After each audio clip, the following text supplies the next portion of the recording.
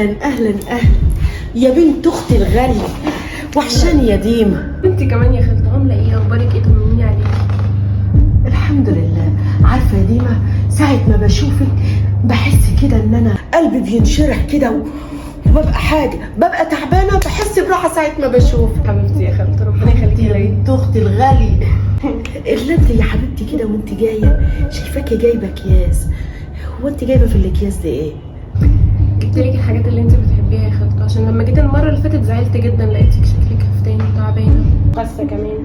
يا حبيبتي، هفتانه وتعبانه ومش لاقيه حد يسال عني، والنبي ما تسيبيني يا ديما. لو تقعدي معايا على طول. يا خالته انت عارفه ماليش غيرك من بعد ما ماما الله يرحمها توفت. حبيبتي عارفه والله.